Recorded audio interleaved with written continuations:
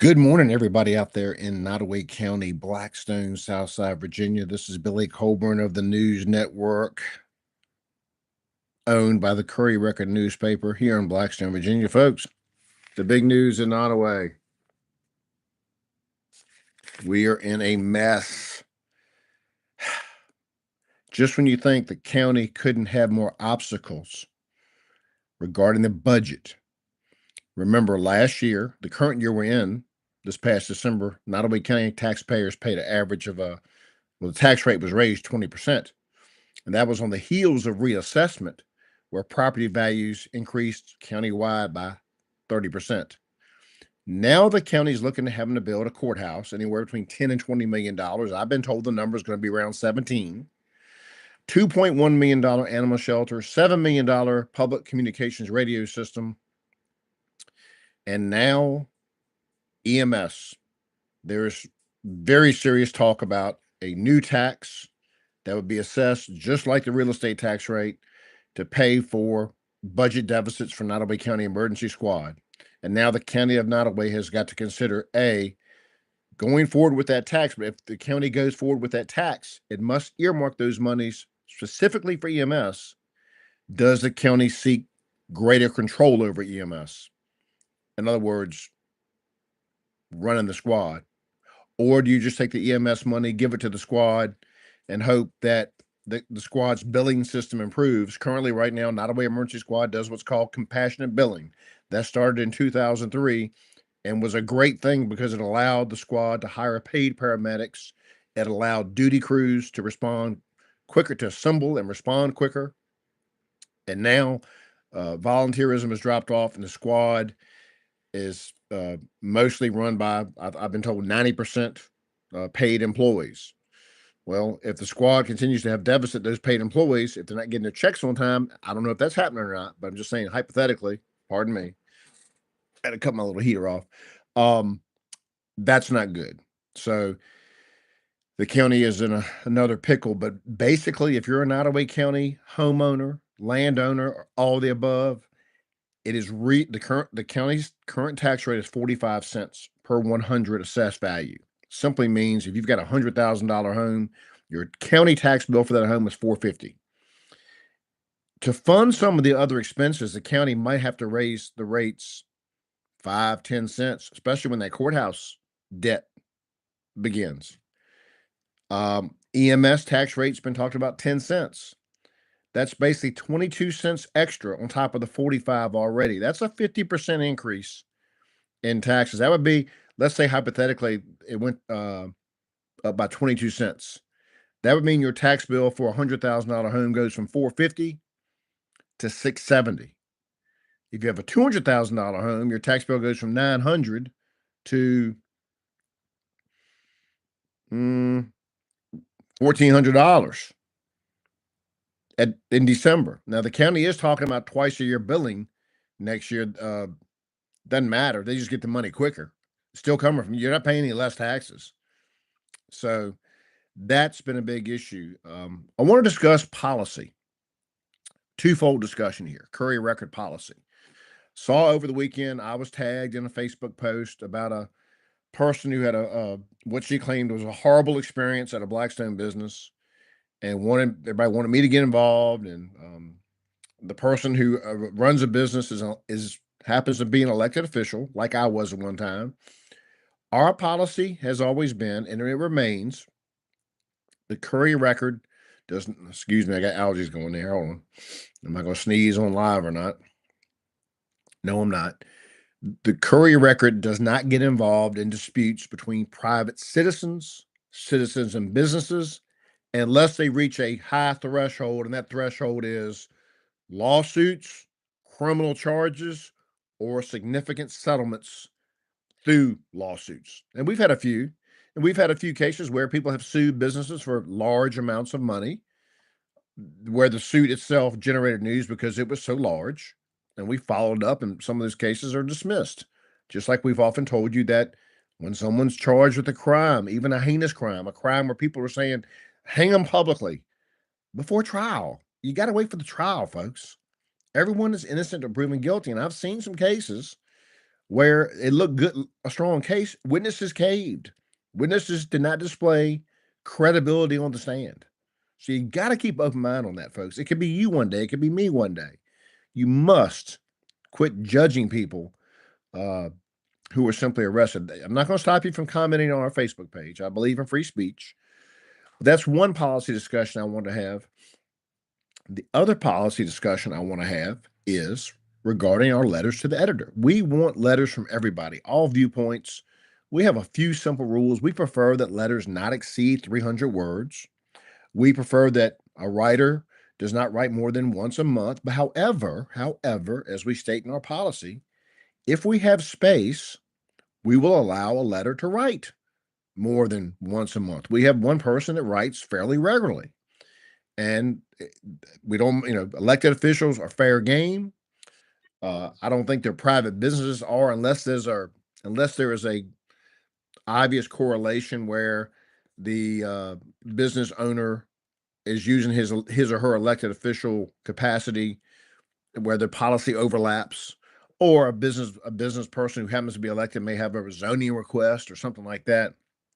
But like I said, we welcome letters criticizing us, the newspaper, me as editor. We welcome that. You can do that every week. I don't care.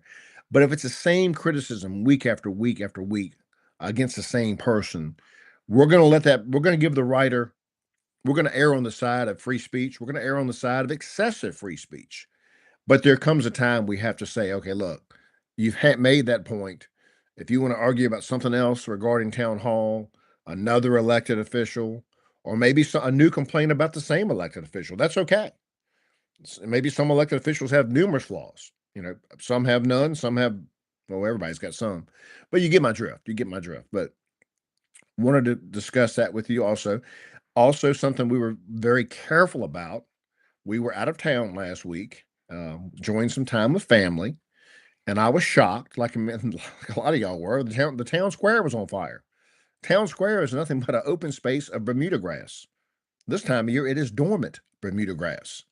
So when I received pictures of what's now blackened grass at our beloved town square, I was like, "What in the world is going on?" I understand. I was told that people from Watkins Jewelers and Trippin' Billy's Brewery, which is located behind the square, both people from both those business were out there assisting, watering it down, and the fire department got there the fire was mostly out, and they just had to water down the square to make sure it didn't rekindle. But one half the square is it's jet black right now. And all we heard was that no one saw how it happened, and the fire may have been police said the fire may have been caused by spark from a smoker. Don't know who was operating the smoker. A lot of speculation. We don't get into that. That's all we could get from fire and police officials. That's who we go to. Here's the good news. The good news is, and I wondered about this myself because I have a little bit of Bermuda in my grass I planted to have a more durable lawn for the dogs I have. That Bermuda, when it's dormant, what that fire actually did burn some of the thatch, so that when spring comes, that Bermuda will just shoot up bigger than better. It might be that the burned part of the town square will look prettier come May and June than the other half. So maybe we'll have to set the other half on fire. So something good out of something that looked kind of bad and weird. That's why we wait. We try to wait and let people see the full story. There are times we go live when it's serious. A lot of times when it sounds serious, it's often not as serious as it sounds. We never try to put anything out there to create panic, to create fear. But when things reach a certain threshold in the initial phases, and we feel confident about what we've heard, we will go and post it live. At Town Hall, I think the chambers are still ringing from Town Council's St. Patrick's Day meeting that they should have served green beer because it was red flowing from the speaker's podium that night and among the council members. As you know, as we've reported several times, Councilman Nathaniel Miller, just in case you're wondering, that's Ted Lasso one of my favorite TV shows, and my fraternity brother from William and Mary is the creator of that show, Bill Lawrence. Look him up. He's pretty impressive. He's got a long list of works: Shrinking, Cougar Town, Scrubs, Spin City with Michael J. Fox. A great 30-year career going, and more good stuff ahead for my buddy Bill Lawrence. But I digress. But the chambers are ringing from the just, I'd say it was ugly debate after Councilman Nathaniel Miller was ordered out of a courtroom by a judge 2 weeks ago. Mr. Miller did not have to be restrained. He left on his own power, left voluntarily, did not argue with the judge, but nonetheless, he was ejected from court. And three of the 7 members of council felt he should be removed from council's employment committee because Mr. Miller was attending a trial involving town employees. The case was dismissed, but Mr. Miller was, clearly on the side of one employee. It so appeared. But anyway, that is still going on. But you may not know this as you're watching this. I have some news. Our treasurer since 2017, Brittany Morgan, is resigning. Brittany Morgan, by all accounts, has done a wonderful job. She's been very pleasant to work with. Sources have indicated to me that her resignation, and she's given 30 days notice, which a lot, typically in the business world, 2 weeks is adequate. She's given 30 days notice. She loves Blackstone. She loves her job, but she doesn't like the politics. It's been said to me that, quote, things are, quote unquote, things are different now, and the politics are not fun. I don't know if that stems from what happened that night, if it's been a buildup, if it's dealt with the auditor having unable to, having a discrepancy, $480,000, which people have made it clear. Town managers made it clear there's no cash missing, no money missing, but there's a discrepancy between the town's general ledger and the bank statements, and it is believed that the town's old accounting software is the culprit. The town has spent a lot of money trying to track down this money. Remember, last year the town did wrote off $39,000 in its last audit. So it could be that trying to solve this discrepancy has been frustrating, caused extra pressure. I think it's probably bigger than that. It's been a powder keg at town hall for a while now, among some members, some elected officials, and it blew the other night. And Dr. Clarence Hawks Jr.,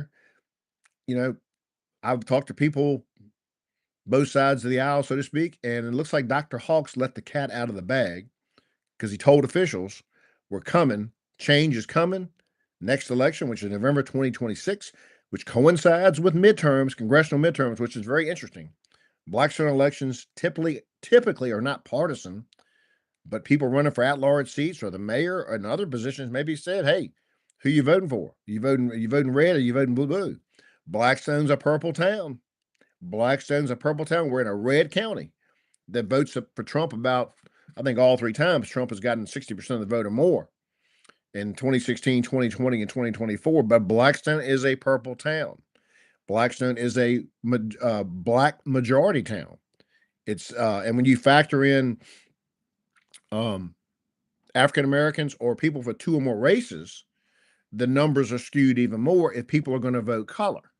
Now, again, that's a very uncomfortable topic to address, but Dr. Hawks himself complained. He was in the courtroom that day when Nathaniel Miller was told that the judge told the deputies to remove that man from the courtroom. Now, the judge didn't know that it was a sitting Blackstone council member, but nonetheless, the sitting council member, Mr. Miller, got up and left. But Dr. Clarence Hawks, who was in the courtroom that day, said that Councilman Miller did not act unprofessionally. He left when asked, but Dr. Hawks made the comment that at the time of the town trial, there was only 5 black people in the courtroom and the rest were Caucasians.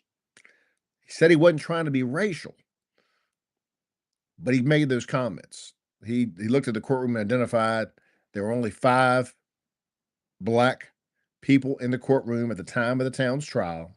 And he said the rest of the audience and the rest of the constituents were Caucasians. Don't know if that comment's got legs. I've had people call me and say, Billy, this is not racial. This is not racial.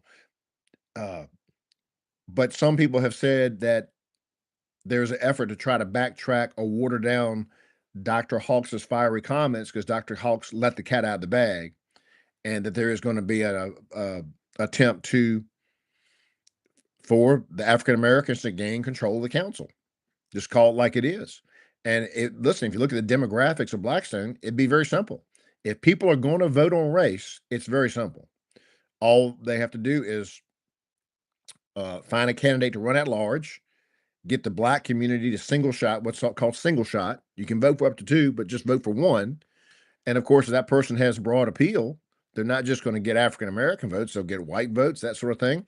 If you have 2 or 3 white candidates on the ballot, simple math prevails, that person will get elected. Then if you were to run candidates in every ward, that generates more enthusiasm townwide, even in Ward C, where I live, which is a predominantly white ward. And then you get the critical mass for the at-large seats, including the wards. You could also challenge, Ward B, for example, is not an overwhelmingly white ward. I believe it's 60% white. It's not 80%.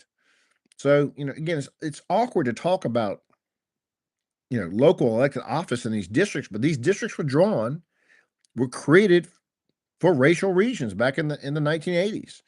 Judge Robert Murhage ordered that Blackstone have 5 wards, 3 of which with black majorities, but not just black majorities, black supermajorities, to ensure a greater chance of African American representation on. Thing happened in Nottoway County. Nottoway County has 5 districts, 2 of which were ordered by the court right after Blackstone's. Blackstone was 86. The county was 1987. 2 districts must have black majorities. Now, the challenge in Nottoway is District 3, it used to be the inmates were counted as in the population for voting purposes. Well, the prison is about 70% black. So District 3 for years, 50. So it's getting, and also here's another thing, folks, and this is good news. It's harder to draw these type districts because black folks and white folks and Hispanic folks are living in the same neighborhoods. So while yes, there are neighborhoods that are, there's 1 or 2 I can think of in Blackstone, predominantly black, quote unquote, predominantly white, but much different than it was 30, 40 years ago. And I think that's kind of the good thing. God's people living amongst each other, with each other, being neighbors. So that's good. So I guess that begs the question, what happens to the ward system down the road? Is it necessary? Is it causing problems? Is it creating the same kind of mess in Washington where everybody tries to get something for their district, which in turn, raises spending, raises deficits, raises taxes, the burdens on those providing the revenue in the private sector? That's the question. Big debate going on right now. Whew. Gonna let it process. We've let it process. The charter. There is a real effort to, well, number one, update the town of Blackstone charter. Good thing. Outdated, antiquated document needs to be updated. Yada yada yada. But there is definitely a power play going on with the committee and the mayor. And the mayor has made it clear he needs, not just for his sake, but future mayors need to have the ability to appoint committees. The mayor of Blackstone does not have a lot of enforcement power, but in the current charter, they're described as the chief executive officer or the CEO of the town. But the mayor only has really 5 or 6 prescribed powers. You can call a meeting, you preside at a meeting, you can adjourn a meeting. Okay, not very sexy there. But the big ones are you can veto any matter passed by council. Council can override it with 5 votes, 2/3 of the 7 members. And also the mayor can suspend any officer. Now, that has been used in the past. I believe Mayor Green recently suspended an employee because the town manager was given the authority to suspend the employee, but 2 members of council on the appointment committee said, "Don't you do it." And it's been alleged that the council as a whole had agreed that an employee or 2 deserved to be disciplined. The town manager went to do it and was told, no, don't you do it, by 2 members of the committee, of the employment committee. And so Mayor Green, from what all indications, from some of the discussion publicly the other night, he suspended to protect the town manager who was in a bind. But then it was discovered the charter says officer, which implies department head. You got to remember the charter. For many years, Blackstone had a very powerful mayor, not through the charter per se, but there used to be a process called mayor's court. The mayor used to hold court and rule on parking violations and drunk in public and traffic infractions. And I think that went on until courts consolidated or general district court became bigger, 60s or 70s, I'm pretty sure. So there has been some ambiguity, understandably, through process and procedures and practice versus what's in the charter. Well, what's in the charter is like what's in the Constitution. That's what matters most. So I think the charter committee and the mayor will reach an agreement. I have some thoughts being a former mayor, and when it reaches the public hearing phase, I probably will speak simply as a former mayor who served for 16 and a half years, who knows some of the dilemmas you can get in. Mayors have to look at the horizons. Mayors don't get involved in the weeds. One of the bones of contention right now is that I think some members of council want the mayor to appoint committees, but the council would approve it. Well, Mayor Ben Green made a very wise point. If I'm basically what you're saying is the council appoints the committees. The mayor just throws suggestions out there. And if you've got a few council members that want to, are dying to get on a committee, they can get the 4 votes and get on the committee they want. But then you have to ask yourself, why committees are only advisory? So why are some members of council dying to get on a committee? I think the mayor needs to have that call. I really do. I think the mayor has to have that authority to appoint blue ribbon panels, to appoint the 10 standing committees of the town. You've heard of them: the finance committee, the employment committee, the street and light committee, the fire and water committee, the cable TV committee, the insurance committee, et cetera. I think the mayor needs to have that sole authority. The mayor of Blackstone does not have that much authority. I think you could strike the CEO. The CEO adds confusion. You read CEO, it sounds like he's above the town manager, so to speak, whereas it's really a council manager form of government. And the mayor really is necessary, in my opinion. And every mayor can do it differently. I kind of looked at my predecessors and kind of followed, generally operated as they did. I think Mr. Green is Mayor Green, and he's done a good job on this. Is looked at his authority as more enforcement. He has a new police chief who is that he has a great relationship with, and my police chief and I had a good relationship. But I would throw suggestions out there like, hey, people are complaining about noise. People are complaining about loud music. People are complaining about loud exhaust. I never got anywhere. And so I'm going to commend Mayor Green on really busting chops on the enforcement. If you're going to have an ordinance, you need to enforce it. Now, the big thing, it's always a little thing that turns out to be the big thing. Council recently received a letter from an older couple, that is tired of kids playing basketball in the street in front of their house. The town ordinance has said for years, children, there's to be no playing of ball in the streets of Blackstone. That means throwing a football, shooting basketball, kicking a soccer ball, that sort of thing. But it hadn't been enforced because in most of the neighborhoods that have the basketball goals, it's in a safe place that doesn't impede traffic, such as a dead end.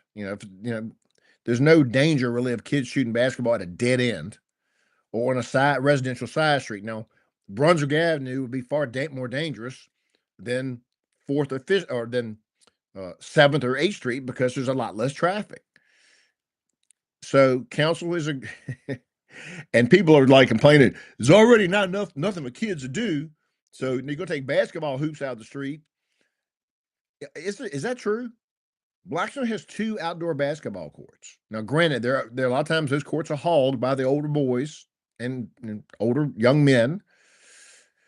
And, obviously, hopefully girls can have time to shoot over there as well. But I don't buy the argument that, comparatively speaking, that there's nothing for kids to do in Blackstone versus other towns. The town of Blackstone has spent $160,000 on developing a football field for the Nottoway Gators, fixing to buy $10,000 scoreboard, something to that effect.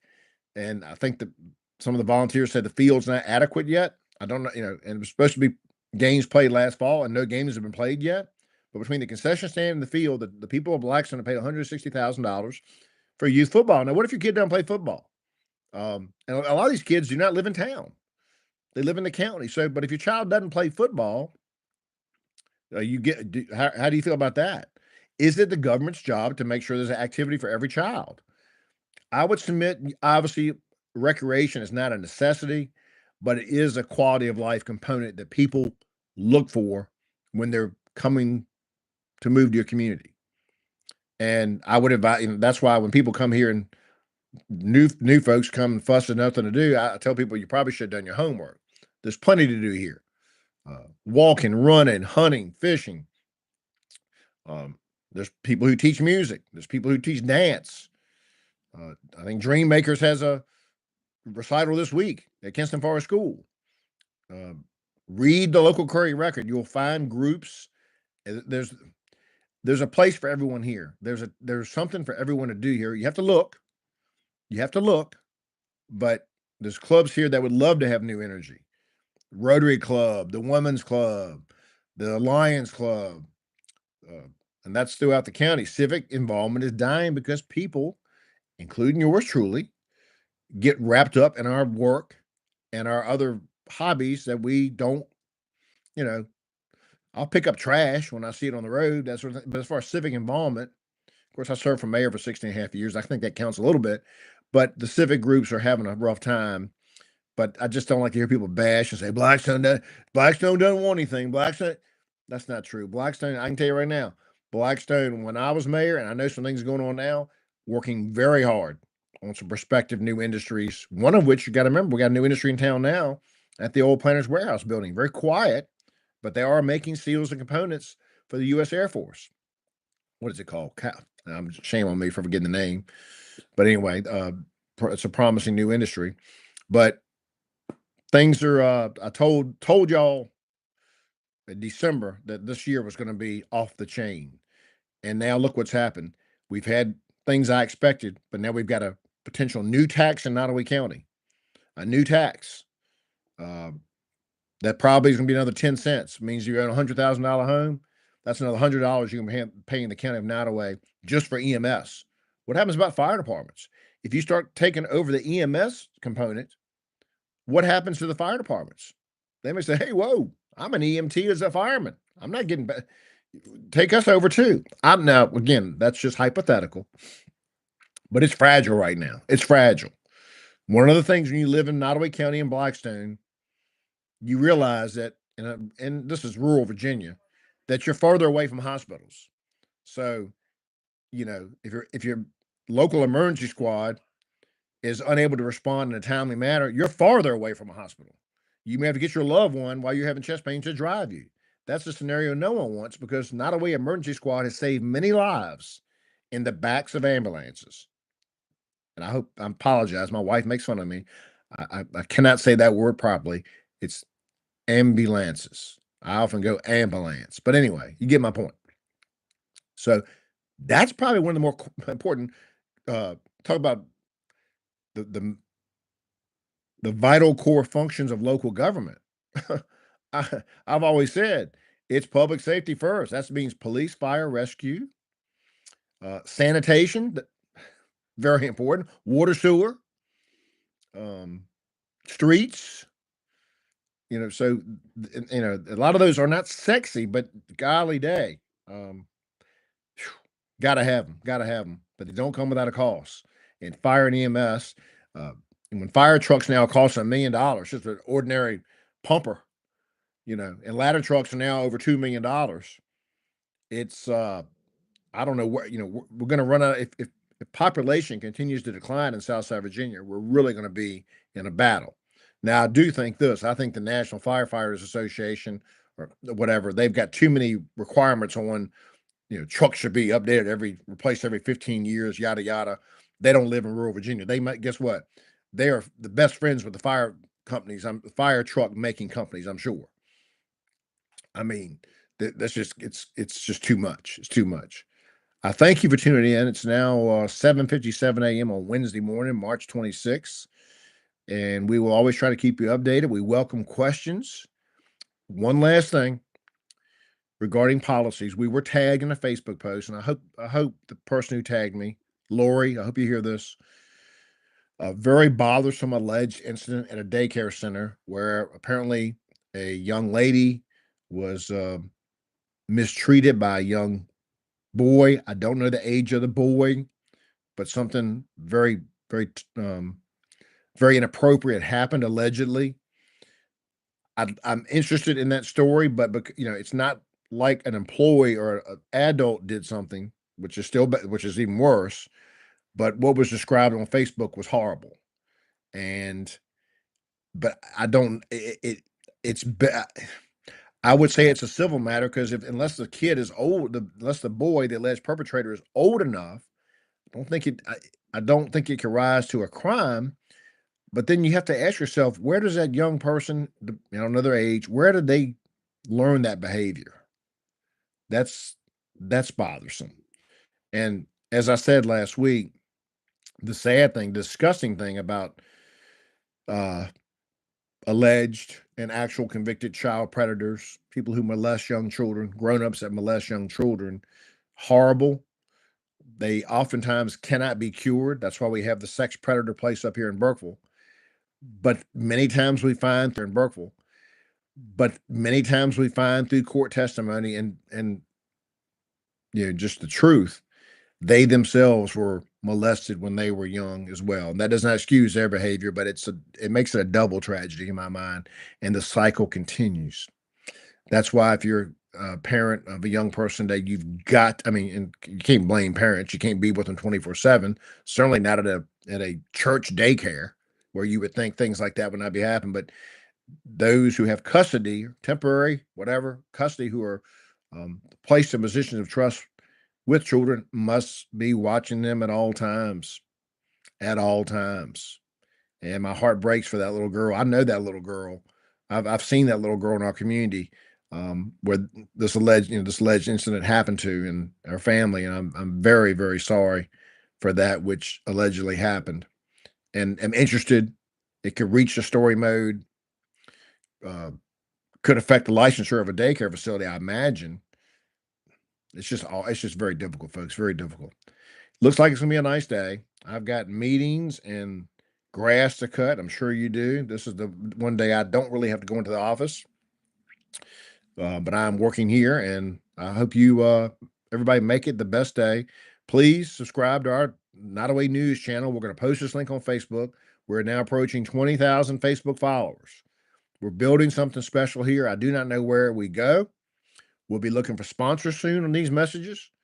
Sponsors where we will display your business at the beginning of the message. We will talk about your business midway through these monologues and these news updates, and we will close with a listing of your business. Contact us if you'd like to be part of our Go Lives, our YouTube lives, our Facebook page, and our newspaper.